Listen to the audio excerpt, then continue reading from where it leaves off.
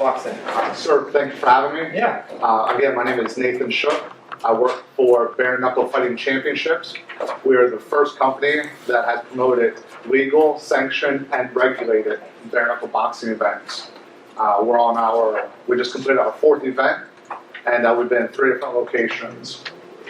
So just to talk a little bit about bare knuckle fighting.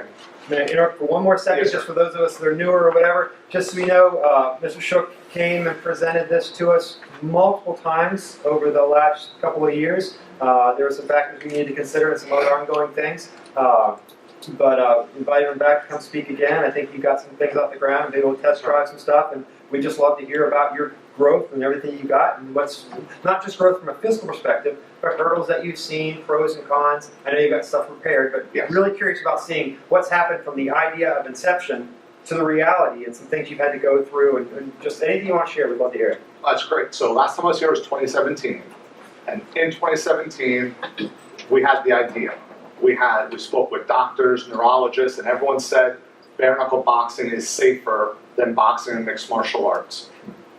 We had no proof from our promotions because we weren't able to do an event, but we had a bunch of specialists and professionals that said this is a safer sport.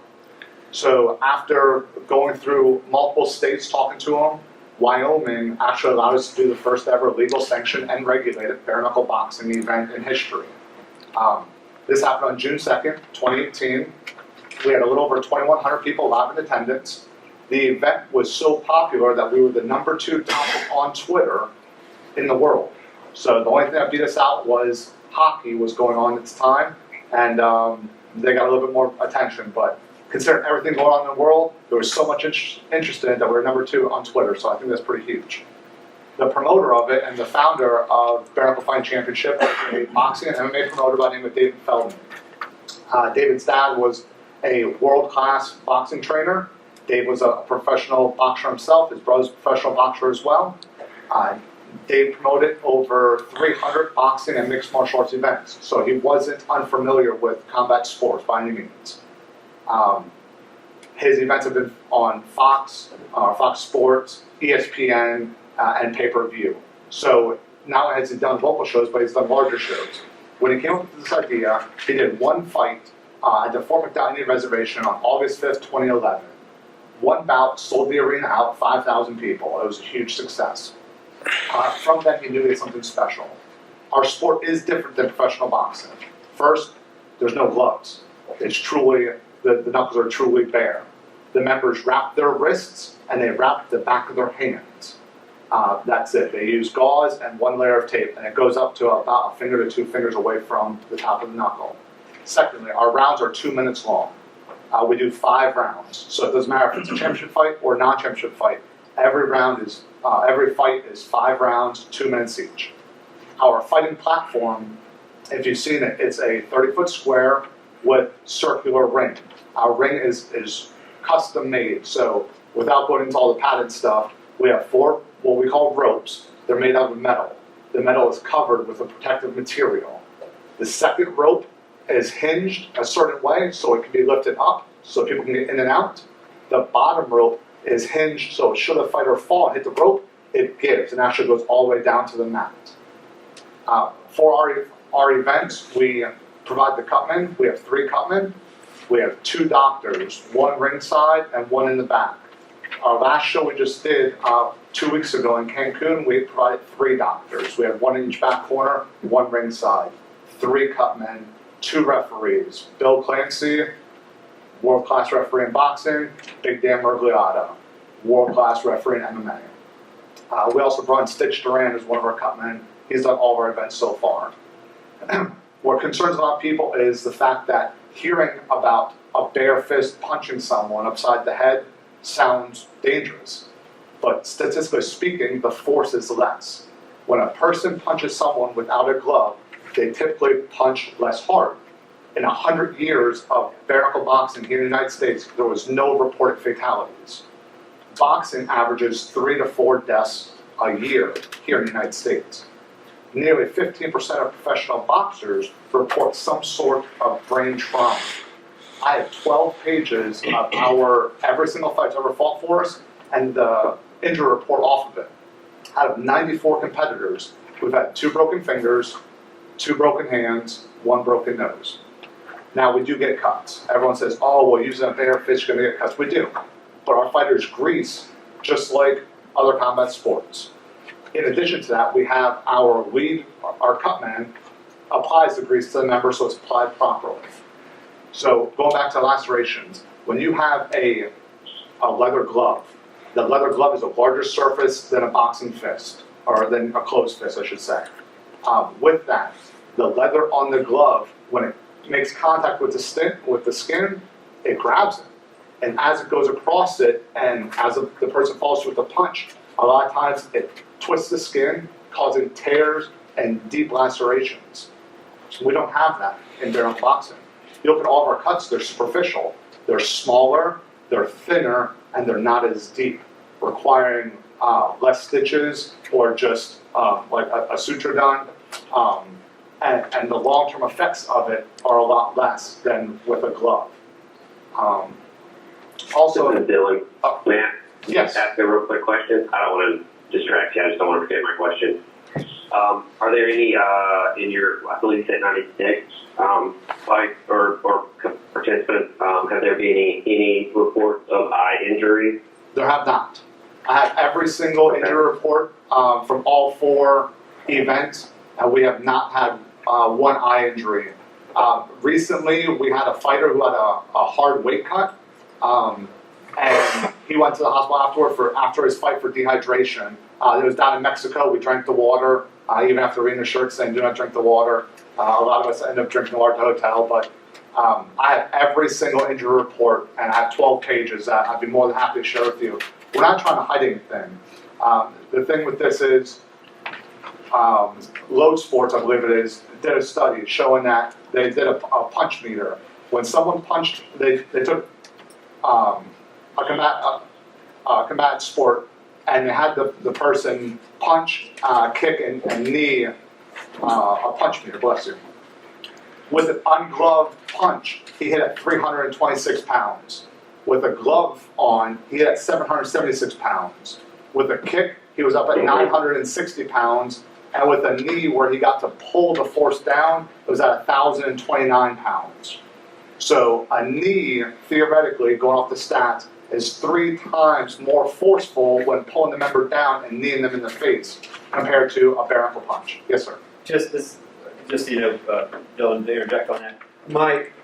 I'm in no way necessarily advocating for this or against it in any way, just making a personal opinion observation. It's always been my opinion, based on my own personal experience, that fighting done in a bare knuckle scenario may have more visual damage. There's blood, there's cuts, there's what like that, but it's sort of superficial nature than the long-term pounding of a brain with a glove. Nothing against traditional boxing. No. Anytime you have 2 bodies have different forms of impact, there's going to be hazards. But there's a potentially negative stigma associated with the concept of bare knuckle fighting. When if you look at what we do in MMA, where they're throwing a bare knee or a bare foot, I mean it's really just another appendage that's being utilized. It's so on a personal level, I think it's more of a stigma and appearance-based pushback than it is one based necessarily on tangible greater damage than any other fighting sport. So that's just my thought on it. You can lose an eye with a toe, and you can knees and elbows. I mean, those are, now we're talking some pretty wicked weapons. So just take that into general thought account as we hear this discussion, please. My general, and it could just be bad timing. I'm an eye doctor, and I had a 12-year-old that got in a fight at school and punched in the eye, and a lot of stuff detached, and his vision's pretty much done in that eye for the rest of his life. I know this isn't trained people, and this is just, but it's hard for me to just kind of forget that eye injuries happen and stuff. So I was just concerned and curious as to if you had any documentation of anything like that. But happy to hear everything you got to say. Thank you. This was Dylan. Ball. And it's Dylan, when I was speaking, I'm going off on a slight tangent, but when I was speaking earlier about people being on the board, and if you think you've got something to potentially add, Dylan is a perfect example of that. Dylan may personally not have any previous actual in a cage fighting experience, but his knowledge as an eye doctor brings a perspective that hadn't occurred to anybody else sitting around this table, whatever. So it's that mixed, eclectic impact from different people's voices that's important. So once again, if you think you may want to be on the sport, please reach out to LOI. Sorry, Nate, go ahead. No, it's fine. But just touching on that, like you said, a need to the eye, and we've talked to people. I grew up in Pennsylvania, and it was not uncommon for males to get into scuffles, elementary, middle school, high school, and whatnot. Those are untrained people throwing fists, and I don't know anyone that had serious injuries. Now we're taking professional athletes, and we hold ourselves to a higher standard. So our pro fighters that do bare knuckle, they have at least 3 professional wins. And at least for the first 4 fights, they haven't been coming off knockout or TKO losses. For us, it's important not to take the untrained person off the street, like an off-the-street boxing match, and put him in there in a bare knuckle fight. We want to show this as high-level athletes that are taking interest from either mixed martial arts or boxing and come into this new sport, and that's what it is. It's a sport that up until 1897 was the tradition, and then they put gloves on so members could hit harder, cause more knockouts, so you have these 75-round fights. So we're taking these high-level athletes and putting them into this new sport, and it's a little bit more fast-paced. So you do get a lot more punches. The punches, and when you see the fighters interview, they'll say they don't hit as hard as they possibly can. They hit more often and with 40, 50, 60%. They do have more cuts. I'm not going to dispute that, but again, look at the cuts.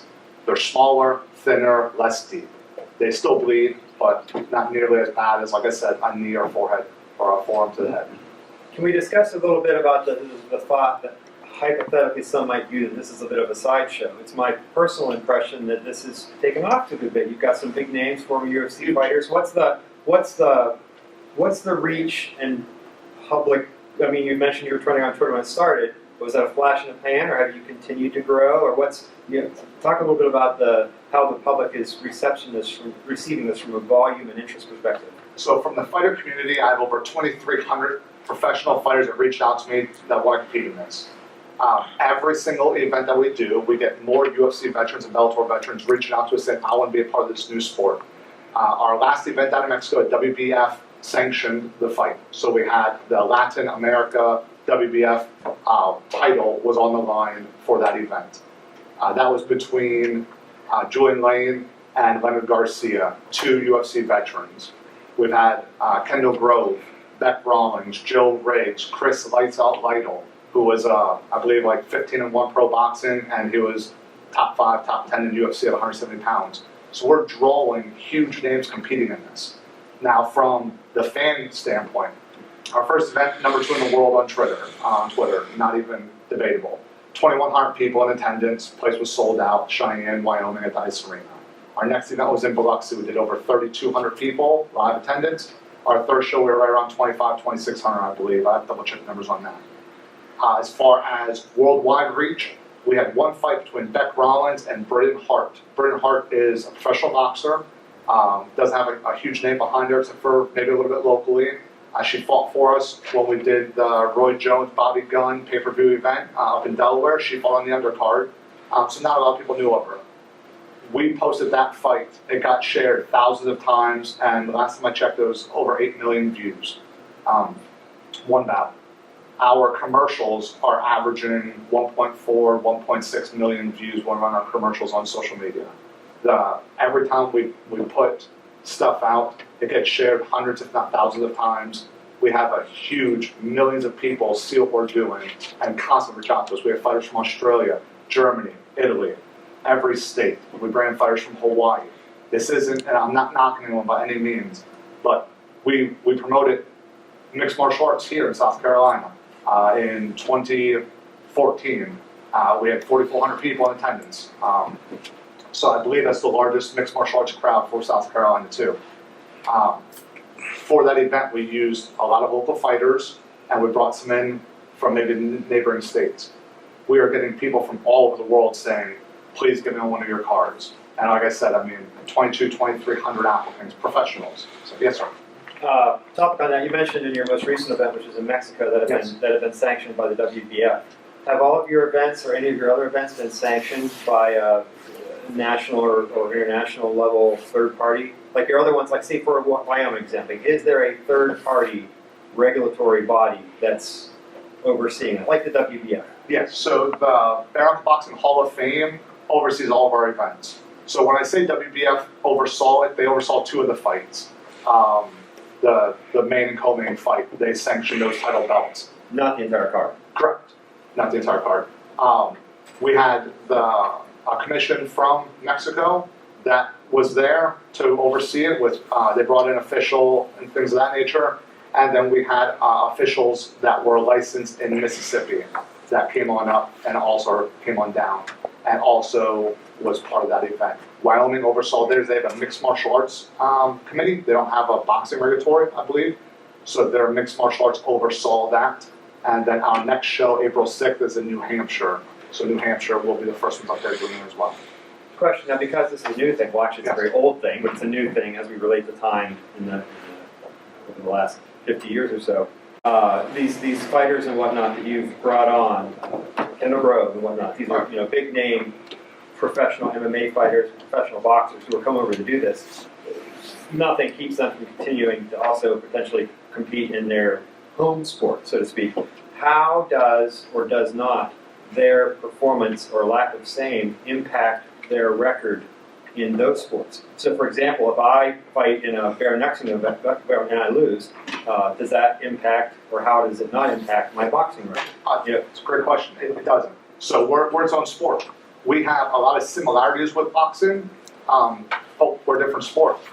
5 rounds, boxing 4, 6, 8, etc. 2-minute round. We're a round instead of a square.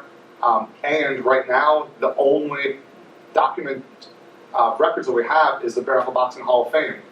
So he comes down, Mr. Burke comes down to each of our events, and he documents the scorecards, which is in the 12-page packet. He says who the winner is, who the person who didn't win is, and he registers, or I should say, it's registered their injury report. So our big goal is to have a website or a place where people can go and look them up and check the fighters out, because right now we have the Bare Knuckle Boxing Hall of Fame who ranks everybody for us, who monitors their records. But let's say Kendall Grove, his last fight, he got knocked out by Marcel Stamps. Marcel Stamps is 3-0 or 4-0, I believe, in mixed martial arts. He played University of Alabama, played in the NFL. Their records, now one of the records reflects in mixedmartialarts.com. It doesn't reflect in BoxRec. It is solely maintained by the Bare Knuckle Boxing Hall of Fame out of New York. So let me just put this forward for everybody's ear. I would defer to future executive session conversations with counsel and whatnot. Once again, we're not here to decide anything today. Here's my personal take on it. I appreciate staff giving this to me because I looked it up earlier, didn't have it. But here is, as a state, how we define it currently, and there's no doubt that our regulations need tightened up. I mean, just across the board, all these things have been hodgepodge together over the years as new sports have evolved. Sure. However, the framework for changing that is years in the making. We have proposed multiple changes in regulations as a result of multiple task forces and things like that over the 4 or 5 years I've been on the board. Not a single one has yet been enacted through the legislature or whatever. So for the time, while we want to do that and make those changes and are actively going to pursue that, for the moment we've got to dance with who asks us to the ball and work within our existing framework. So that being said, here's how we as a state currently define mixed martial arts. I have an eye infection going on that I'm getting over, so it's hard for me to read. I need filling bulk here. Mixed martial arts means an event or exhibition or part thereof where the contestants are compensated and allowed to use any variation or combination of combative sports or fighting skills, which may include, but are not limited to, boxing, wrestling, kickboxing, or martial arts. So I would say that if, over discussion and time, we as a state look at potentially doing something like this, I believe that we as a board could do so on the basis that it fits our definition under mixed martial arts. Now, taking that a step further, I pulled this up earlier in the class. The thing is that it also has to have some form of, since the ruling is different, there's lots of arenas, pun intended, where we have slight deviations in the application of our rules as they apply to what's going on. Like, you wouldn't be allowed takedowns, for example, in this quasi-MMA event, should it be something that we actually consider. It could hypothetically be governed under MMA because it meets our definition of MMA, but because you're not allowed to kick or whatever, our regulations, this is section 40-81-445, mixed martial art events, compliance with rules of professional organizations and sanctioning bodies. This is why I asked that one question. The department and commissions shall require that mixed martial art events comply with the rules of a recognized professional organization or sanctioning body. And it goes on to that. So once again, I'm not an attorney, and this is something we have not discussed collectively, but I believe from my layman's perspective that the regulations exist that should we decide to allow a trial run of something like this, I think that we can. However, I defer to guidance that we might receive from counsel at later times on. But I think it's possible in much the same way that we attempted initially, and we did several trial runs of the two-person MMA, which was going on at the time you initially proposed it, which is why we decided let's table this and discuss and see how you've done. You did that. You went out, you did what we asked, go out and try it elsewhere and see how it goes. Now you're coming back to us. So what I would propose with potential to staff is that we can send and counsel is maybe over the course of the next couple of months, we look at our existing regulations and see, truly answer am I correct, is this something that we could do? And then at our upcoming board next meeting, we discuss yes or no, this is something that we can do, and then following that, we decide, do we want to? I think that's a prudent course of events. Council, would you concur? Yeah, I would agree with that. Okay. Nate, before we continue to march, Mac, Vice Chair Estridge, do you have anything you wish to ask of this gentleman on the topic? I don't believe so. Just look at some of his information on his website. Excellent. Good. Dr. Kenmore or Dr. Vaught, any input or further questions from y'all? This is still involved. As far as just safety profile, are there other organizations, or were you saying that you guys were the only bare knuckle boxing organization, or? So there are, or I should say, have been at least two others that I'm aware of. We were the first that, I call it the trifecta. We were legal, regulated, and sanctioned. We were the first ones ever to do that. Even in the 1800s, they didn't have that. There have been two other promotions out there. The one has been in the news recently for some stuff going on that people can look up for themselves. And the other one is very, very small. I'm not sure of his status, but no one's doing it at the level we are. And that's not to knock other promotions, but our events, every single one has been televised live on pay-per-view, on TV, and on internet. We've been garnering millions and millions of views as far as our free stuff that we have on Facebook, our teasers, our fights we put out afterward.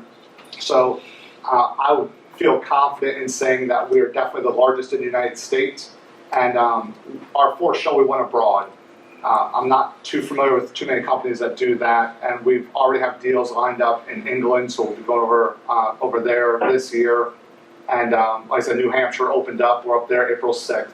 So as more and more commissions are seeing it and seeing that the injuries are nowhere near what they were thinking, and seeing how popular we're getting, and we truly put a lot of money into these events. Our purses are higher than the average mixed martial arts or boxing purse on a local level, and the revenue generated is great. Not to touch on the state stuff, because obviously I don't know everything that goes on with the revenue, but when we have televised events, we're paying obviously a larger or more money in taxes than a small promotion doing 400 people at the local YMCA or something. And that's not directed at anyone in particular by any means. That's just normal facts of what we pay in comparison to everybody else.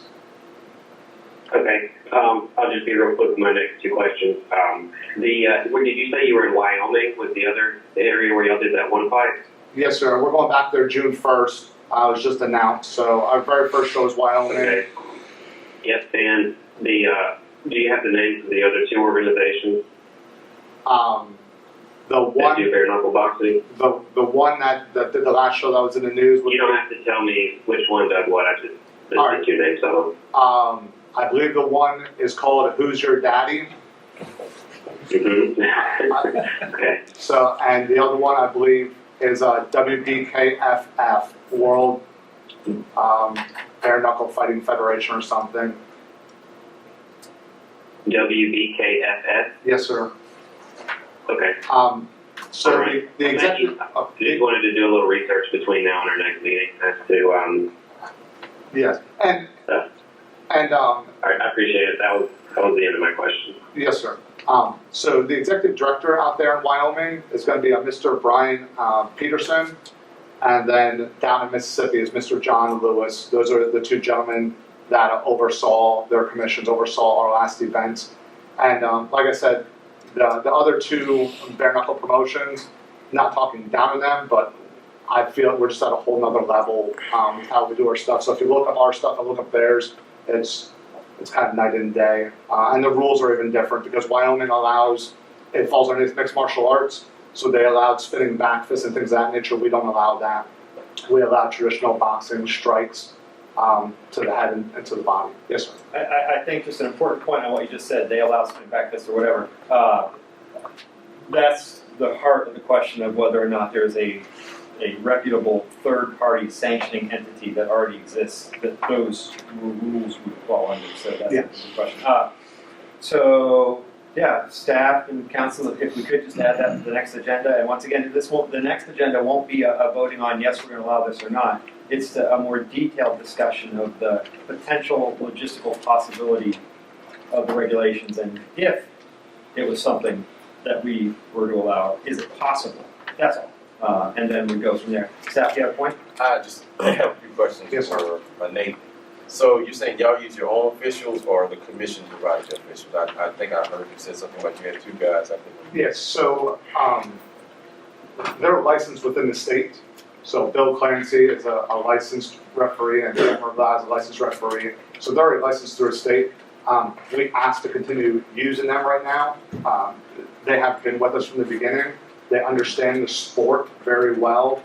They've seen it through every step, and they're both two of the best in their respective sports. So that's how we have been going for the first 4 events. Okay.